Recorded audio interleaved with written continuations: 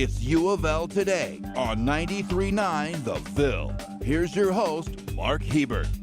Well, this is the place that we call We Are U of L. That's the new hashtag we're using at the University of Louisville these days. It's the hashtag that goes to all of us who are involved in everything going on at the University of Louisville. We're proud of our school, and so this is the show that you can take pride in if you're a U of L supporter, because this is the show about all things good at the University of Louisville. So let me tell you about what we got coming up on the show today. One of the bonuses of U of L joining the ACC a couple of years ago is what our students and faculty are getting from the academic and research relationships with other ACC schools. You'll hear from 3 U of L students who went to Washington, D.C.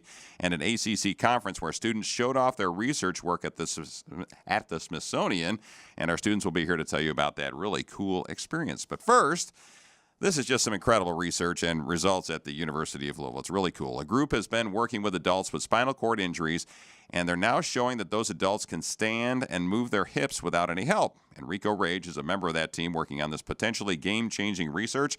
He's with the Kentucky Spinal Cord Injury Research Center. So, Enrico, welcome. Good to see you. Thanks for inviting me.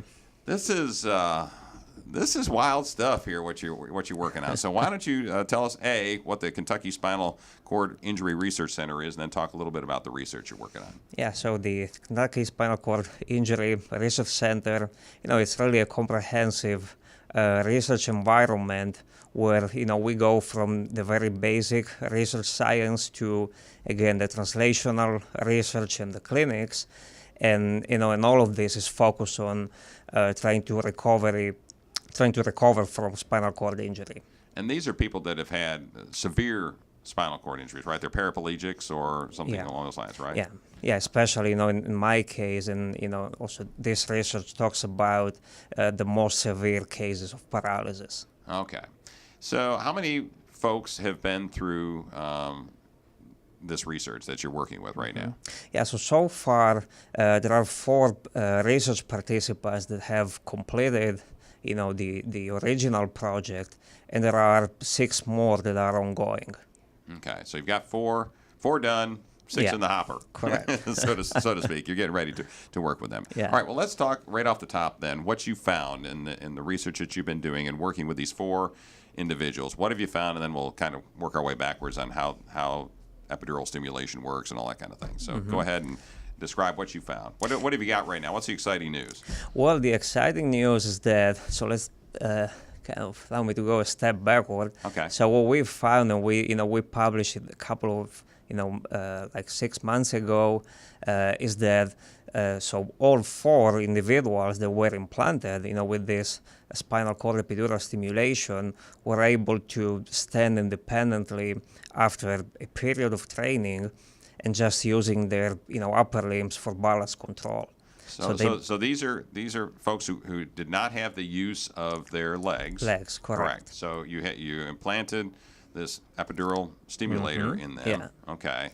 And then they undergo months of training with this epidural stimulation, and progressively they recover some motor function that allow them to to stand with less and less external assistance. Obviously, this is big news for anybody that has had a spinal cord injury. That there's a hope that they might be able to stand again, right? Yeah, correct. Okay, but this was months and months and months of rehab work, right? Mm-hmm.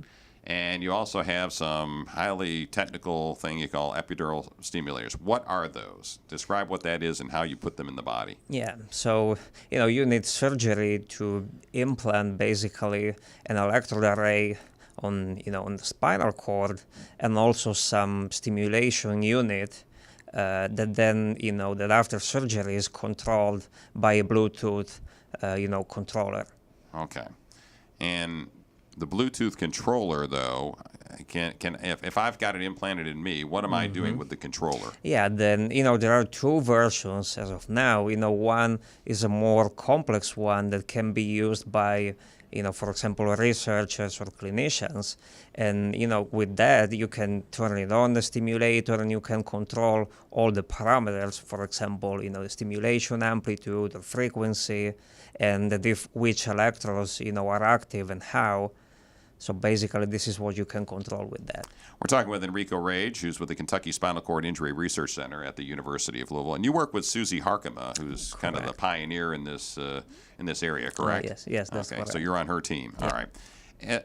And what's the big deal when you got to the point where you've got these 4 different patients that can stand on their own, right? Yeah. They can stand on their own, and I don't guess they can't take steps yet, right? They're not that far along, but you're getting there, right? So that's an ongoing research, yeah. That's where you're But what they on. can do, already, they can also move voluntarily the legs, so by themselves. So how does that work? If your spinal cord is severed, basically, how can your brain tell your legs to move or your hips to move? Yeah. How does that work? Yeah, thanks for this question, because usually when we think about a complete spinal cord injury, that's definitely a clinically complete or a functionally complete, but most often it's not an anatomically complete injury, meaning that there are still some residual connectivity, but that under normal circumstances, it is not functional. Right. And so the stimulator does what? Does it serve as a sort of a brain, for lack of a better term, for the spinal cord? No, it is more like an amplifier. So what it does, in other words, is it kind of re-enable the spinal circuitry that is below the level of injury and that is kind of silenced after injury. So the stimulator kind of re-enable it, and then at that point, even that very little signal coming through the lesion can be received by the circuitry, and that can lead to movement. Let's talk a little bit about how you got to this point, how you figured out that these patients could eventually stand on their own after some rehab and after having the implant, the device put in them. How'd you get to that point? Because before, they could stand with the stimulator working on them, but now they can do it without the stimulator, right? Yeah, so that's, this so far, happened just in one individual. And, what was really surprising, is that, so this research participant, after, so what he did, he performed about 9 months of training, and after that, he went home and kept stand training with a standing frame that was similar, to what we used in the lab. And after 1 year of home-based training, he came back, as he lives in town. Then he came back to the lab. He came back to the lab for further training. And what we did, we tried a different training paradigm that, generally speaking, was more intense. So, for example, he trained twice a day rather than one a day, and he put more volitional effort during standing and stepping. And at a certain point, after about 3 months of this training, we figured out that he was able to stand independently, but without the stimulator, and this never happened before with any of the other participants. So the optimistic goal here is to find more folks that are willing to put in the time and the effort that are paraplegics or have spinal cord injuries, that are devastating spinal cord injuries, that are willing to put in that much effort to get to the point where they could stand it again, right? Yep. So that's one point. But on the other hand, as a research community, we should put additional effort in understanding the training parameter details that may provide this type of advancement in a less amount of time. And send them down a certain path of training and rehab that you hadn't sent them down before, correct? Correct. Okay. What was the reaction to this one patient when he first figured out that he could stand on his own without the stimulator? Well, probably. Were you there? It seemed like I was more surprised than him. Really? Yeah. He knew he could do it? I mean, I checked a couple of times, the stimulator to be sure that he actually, wasn't being stimulated. But and I think that's something common where, they try to kind of hide their emotions. But I think that he was, surprised as well. And if you're one of these patients, I would think you don't want to get your hopes too high, because you don't want to say, I'm going to walk again, when it may or may not happen. But this is certainly, pardon the expression, a step in the right direction, right? Yes, it is. And again, we are dealing with a very, very small cohort of individuals, and I think the steps that we are taking are significant, but we still we don't really know if and when we will get to a point where this approach can be brought to broader cohort of individuals, and if it works with everybody. And so the future is really difficult to predict. And this type of research would not be happening if it weren't for some generous gifts from National Institutes of Health. Where and who then else? Helmsley Foundation. Right? Yeah. And the Christopher Reeve Foundation. Christopher Reeve Foundation, yeah. Nielsen Foundation. And we're talking millions and millions of dollars here that Yeah. are poured into this research project at the University of Louisville. Is this groundbreaking, or is somebody else doing the same thing we're doing here at the University of Louisville, or are we kind of out there on our own right now? I think, I should say we are really leading this field, and there are, a few other centers that are developing a similar technique, but I would say we are really the leading center so far. Talking with Enrico Rejc again from the University of Louisville and the Kentucky Spinal Cord Injury Research Center about this breakthrough on spinal cord injury research and the ability of a few folks to be able to stand on their own without stimulation is what they found. So what's the outlook? Again, I'll ask you, 20, 30 years from now, what are we honestly looking at? Best case scenario for these men and women that have these spinal cord injuries, and worst case scenario? Yeah, the worst case scenario, don't make any more progress, but the best case scenario is what? So the best case scenario, I think, again, although it's really hard to predict, but what we hope is that putting together maybe different interventions, and definitely the spinal cord stimulation and activity-based training are two of the main determinants. We would really hope to recover more and more motor function, even because what we have seen in the last 5-6 years is really a big jump compared to what happened in the field in the last 30 years.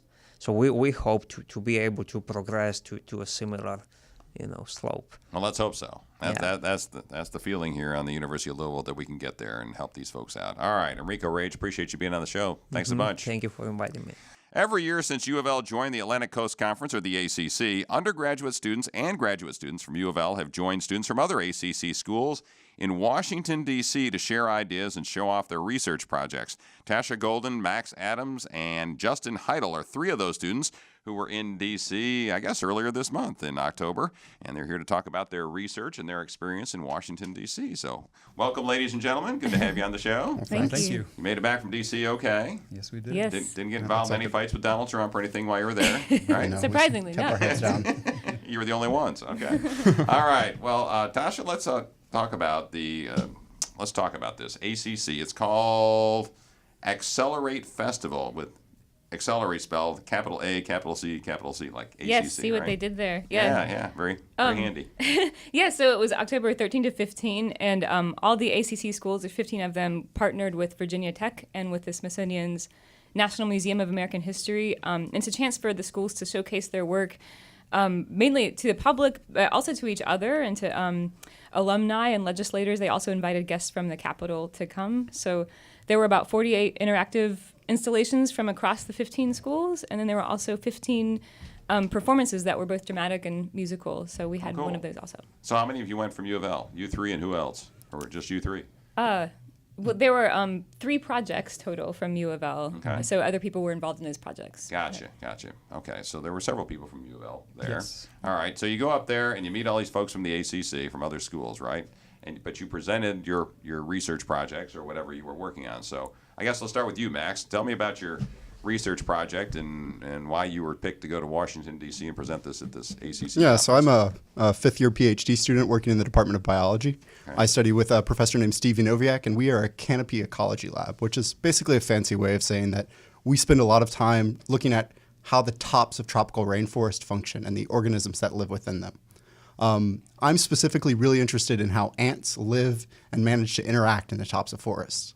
They may be small and something that you normally overlook, but ants actually make up most of the diversity, or at least most of the animals in the tops of rainforests. So they're actually really important if we want to understand how the lungs of our planet function. All right. Yeah, we've had Steve Noviak on our program before, and it's really interesting how the ants can fly through the air with the greatest of ease and stuff coming down from the canopy down to the jungle floor, basically, right? Yeah. One of the common things to do is to flick them off just to see what happens. You get kind of bored sitting up in the top of a tree for a long time. And several of them, can manage to fly and glide. We actually have groups of spiders as well that glide. So a lot of people's nightmares. We have flying spiders in the rainforest. All right, Justin, what are you working on? So I'm working in the lab of Dr. George Metellus. Basically, we focus on cardiovascular dynamics and surgery. So the two projects we presented at the conference were astrosurgery, basically developing emergency surgical capabilities for exploration spaceflight. So when astronauts are traveling to Mars, that's about a 9-month journey in one direction and about 2.5 years overall, which is a long time to go without medical support. So we're developing techniques and technology to assist them during that endeavor. And the other project is CardioKid, which is a pediatric cardiovascular simulator. Basically, we created this to mimic the blood flow through the heart and lungs and be able to train critical care nurses and medical students about ECMO and left ventricular assist devices. Easy for you to say. Yeah. Basically to train them how to use those technologies before they have to use them on a patient. Well, I'm familiar with the astrosurgery and Dr. Pantelos. Yes. Essentially, it's figuring out a way to do small surgeries in space. Mm-hmm. So what was your part of that you presented in Washington, D.C. at this conference? What was it the whole thing, or was it just how to use gloves or how to do it cleanly in space, or what were you working on? Yeah, so we collaborate with Dr. Tommy Roussell's lab. They are developing the fluid management and multifunctional surgical wand for the system. In our lab, we are developing the transparent domes that basically seal away the surgical area. We also work on the trocars to be able to pass surgical instruments into the domes without blood or fluid leaking into the cabin. And we also developed the glove box to be able to test those experiments in zero gravity. Yeah, it's pretty cool stuff. All right, Tasha, say it. Tasha, I was right the second time. All right, yeah. Tasha, describe your research and what you did up there. Well, the University of Louisville, the School of Public Health, I'm a doctoral student in the School of Public Health here, and we have partnered recently with an artist think tank in Louisville called Ideas X Lab, and together trying to research the impact of the arts in public health, which is also my personal research focus. So at the Smithsonian, we were actually mainly performing, but as part of that performance, able to share a little bit about the research. So my specific interest is in how the arts can help us talk about things that are otherwise very difficult to talk about, or help people disclose experiences that they might otherwise not be able to disclose, especially through like traditional mechanisms like surveys or screenings. So the idea of the performance was to perform songs and poetry that were about these difficult topics like addiction or domestic violence, and help the audience experience themselves like how they were able to kind of not just tolerate but actually emotionally engage with those topics despite their stigmatized status, and maybe just help them experience how the arts could help people have those discussions. And where'd you do that performance? Was it actually at one of the Smithsonians? Yeah, it was at the so all of the installations and everything were at the National Museum of American History, and the museum has a few stages. So there was a stage called the Coulter stage, which, as it happened, was right next to the other installations. It was right next to Justin's and Max's work too. So we were all sort of there together. That's kind of cool. All right, we're talking with Tasha Golden, Max Adams, Justin Heidel, who are all University of Louisville students who went to basically it's an ACC conference with other students in Washington, D.C. in October, and they displayed their projects, their research projects, and what they're working on. Well, let's talk a little bit about what you learned from the other ACC folks. Did you get a chance to mingle with students from Duke and North Carolina State and some of the other schools? Yeah, we actually had a lot of opportunity to interact with some other students here and there. Whenever you found some downtime from your particular station, you could walk around and talk to some of the other students. One of the interesting projects that I saw is a group that's actually using what's called biomimicry. So you take designs that you find in a biological system. So you look at like how an animal moves, and they were building robots for climbing, which is actually a really close correlation to some of the stuff we're doing, looking at how ants move and how ants climb.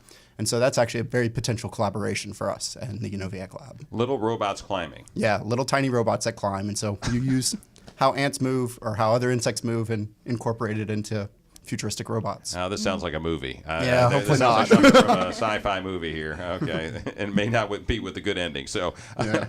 All right. And Justin, what about you? Did you run into anybody that was doing anything similar to what you're working on, or did you find anybody that was saying, "Oh, that's really cool stuff"? Yeah, so actually they kind of section off the installments based on the categories. So we were sort of in the medical health science section, and right next to us was a group that they were basically designing this program that would allow you to use a stylus to peel away layers of tissue, basically, to study anatomy. Oh, okay. You found that cool. Yeah, it was pretty interesting. So, did you think of that might be something you might want to pursue? When you... Possibly, yeah. It could be a collaboration. They're focused more on the virtual reality aspect, and we're kind of going for the mechanical aspect, but it's a similar project. And Tasha, what did you find? Did anybody show up to watch your performance other than the students that were standing next to you here from the University of Louisville? Did you have a good experience? Yeah, it was a lovely experience. I think it's slightly different than what you're maybe accustomed to as a performer, because people kind of like, they're walking through, they're coming and going, they're staying for maybe a song or two, and then trying to catch the rest of the museum experience while they're there.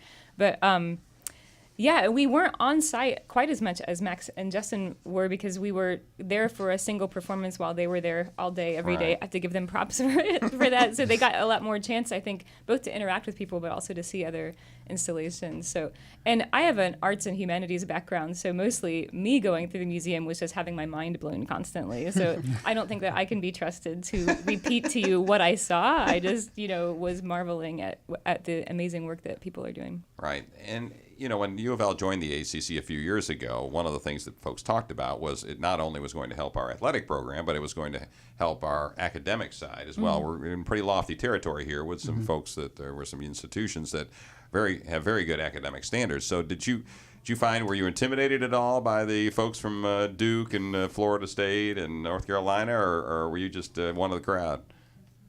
Yeah, I think calling us one of the crowd is probably a fair assessment. Okay. Yeah, they're going to have to do better than that to intimidate us. Well,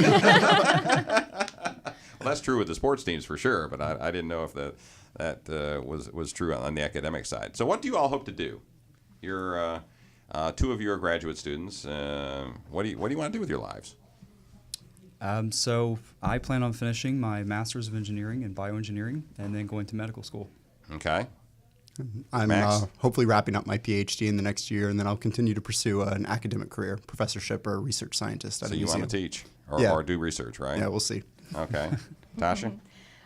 Pretty similar. I should be wrapping up in the next year or two, and then I would love to continue to teach, but I'm super interested in this, the intersection of art and health and the arts and sciences, so really looking forward to pushing those possibilities. Let's flush that out a little more. You said that this is a way for folks to talk about difficult, or to express their feelings about difficult topics. Give me for instance, of who you'd like to work with. What kind of victims or whatever would you like to work with? I spend a lot of time right now with girls in the juvenile justice system. And I run creative writing workshops for them. I've done that since 2012 in Ohio and Indiana and Kentucky. And it's a population that's typically, like the juvenile justice system was designed for males, but girls have a lot different statistically histories and issues, but those aren't addressed by the system. So a lot of times if they come in like during intake, they're given a certain screening, but there might be things that they don't define the same way as the screening does, or they might not be able to disclose. But if you read their poems, there's all kinds of histories there that can help us to know how best to treat them or how best to keep them out of the justice system. So I'm interested in seeing how this, how something like a poem can actually reveal a lot of knowledge that we're missing by our more traditional methods. So you're going into the juvenile jails basically and working with young women on these things, right? Yeah. Well, yeah. good for you. What have you learned from them? I'm always learning from them. Resilience, a lot of the things that girls can be criminalized for are actually these epic, wonderful demonstrations of their capacity for survival. So I'm just always amazed by their strength and also their pride and resilience, for sure. And Justin, you want to be a doctor, sounds like. What do you want to do in the meantime? I mean, what do you want? You got, 1 year left, I guess, before you're a senior? Yeah, so right? This is my last academic semester. I have one more co-op in the spring, and then I graduate. Has UofL prepared you to go into medical school? You know what medical school entails, right? A lot of hard work, 4 long more hours. years, Okay. yep. Okay. So what do you think? Bioengineers typically have pretty good standings in medical school. Most of them feel fairly prepared, and I have a friend who's in OSU's medical school right now, so I've kind of been talking to him how he made the transition, and it seems very doable so far. So All right. Max, how about you? Has Steve Noviak prepared you for, I don't know, life after No, life Steve after is, school and reality here? I think so. Steve is an absolutely fantastic professor and mentor. He's an idea factory. He's, as an academic, is just someone to really admire and to look up to as someone who has a good understanding of the systems we work in, but is also always looking for ways to improve his student standing, to help us interact with other people, and both play the science side and the politics side of being an academic, understanding what people are looking for. All right. One last thing before I let you go. What's the most fun thing you did in Washington, D.C.? Or did you have any fun? Maybe you didn't have any fun. You're looking at me with blank stares here. Did you have any fun in Washington while you were there? Come on, it's a great city. Some long days. They were definitely long days. We got to interact with some really amazing high school students here and there. One of the students said they wanted to be an entomologist their whole life, and so it was a lot of fun to sit there and talk to someone who had wanted to do it for so long and never got to meet people like that. Wow, a high school student. Yeah. Wow, that's a lofty goal there. It's kind of an odd career choice. You don't want to be a fireman or a baseball player. Yeah. Wow, that's crazy. Okay, Justin? My favorite part was probably walking around and seeing the different architecture of all the historic buildings, and just it's inspiring. Washington's a great town. Yeah, everything's different. Washington's a great town. It's very beautiful. Okay. I loved that also, being able to walk around, being able to meet these guys and hear more about what they're doing, talking with George and Steve about their work also, and being able to perform in that kind of space is something I've never done, so that was lovely. All right. You're in a band too, aren't you? Yes, yeah. You sing around town? Well, you're performing all the time, aren't you? Well, I used to before I was a doctoral student. That's what I did for a living. but not so much time, now. Huh? Yes. I got you. All right. Well, good enough. Ladies and gentlemen, I appreciate you being on the show. Good luck with your studies. Good luck in medical school and finding a career that you really like. Well, Glad you're at UofL. Yeah. All right, we try and wrap up these programs with a little Did You Know segment about the University of Louisville. So this week's Did You Know? Last week was Sustainability Week, and UofL is proud of its green efforts and has been recognized for them, broadly, by the way. UofL was recently named a Tree Campus USA for the 7th year in a row by the Arbor Day Foundation, and the university has also garnered the highest ranking of any Kentucky college in the Sierra Club's Cool School list at number 51. On that list. So we do a lot for sustainability and green stuff here at the University of Louisville, as you three know. All right, that'll about do it for the edition of UofL Today with Mark Hebert, which you can hear every Monday and Tuesday night at 6 on 93.9 The Ville. You can also watch the programs on Metro TV, which is Louisville's government access channel, and on KETKY during the week. And I'll see you Monday morning around 9:30 or so on WHAS TV's Great Day Live, where I'll have some news story about something really cool going on at the University of Louisville, research, students, or some programming at UofL. Thanks for listening to UofL Today with Mark Hebert, and go Cards!